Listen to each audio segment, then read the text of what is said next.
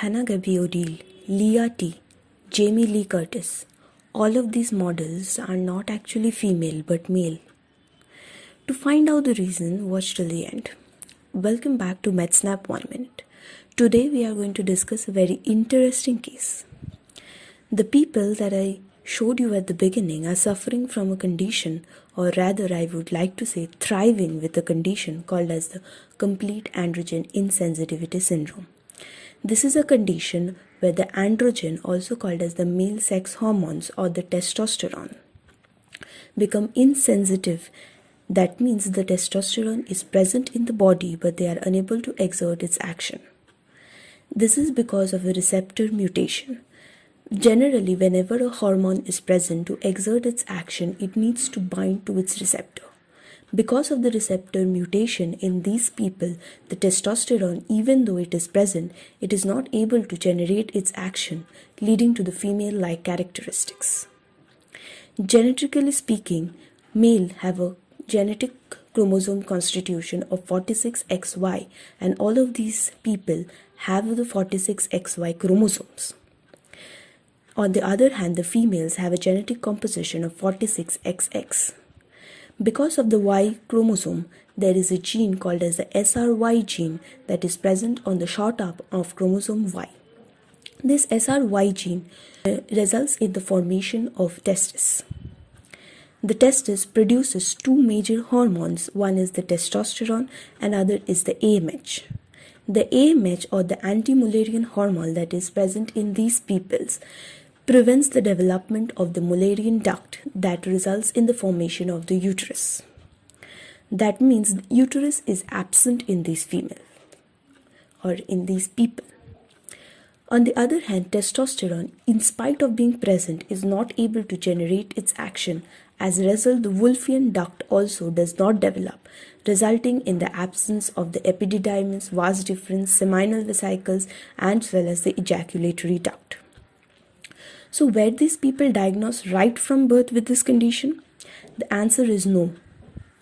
This is because whenever a child is born, the gender, that is a male or female, is assigned on the basis of the external genitalia. That means if penis is present, it is called as a male. If it's absent, then a female.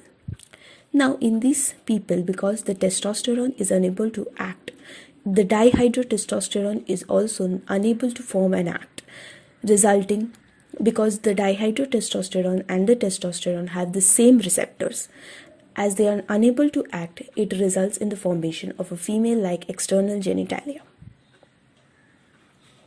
That is why they are assigned the gender female right from their birth. The testes that is present in these people are also unable to descend down into the scrotum because of the absence of testosterone, and this testis gets arrested in either the external inguinal canal or sometimes even in the abdomen. Sometimes these people can present with swellings in their external inguinal region, which can appear as lumps and can be confused with hernia. Or sometimes they remain undiagnosed throughout, and incidental finding in an MRI or an USG can be seen with undescended testes seen in their external inguinal canal. The excess testosterone that is present here, because it's unable to act in the body, in the presence of the fat cells, in the presence of the enzyme aromatase in the fat cells, it converts testosterone to estrogen, and this estrogen is responsible for the female-like figure, the narrow waist, broad hips, as well as the female-like voice and the breast development. Now in normal females, low levels of testosterone are present, and this testosterone is responsible for the development of the axillary as well as the pubic hair. But in these models, what exactly happens? The testosterone is unable to act. As a result, they have no pubic or axillary hair, resulting in making them the symbol of the female beauty standards. So, because they totally look like that of the female, so when are they diagnosed? They are mostly diagnosed with complete androgen insensitivity syndrome when they present with primary amenorrhea. That means they never had periods in their life. This is because the uterus is absent, as I told in the beginning of the video.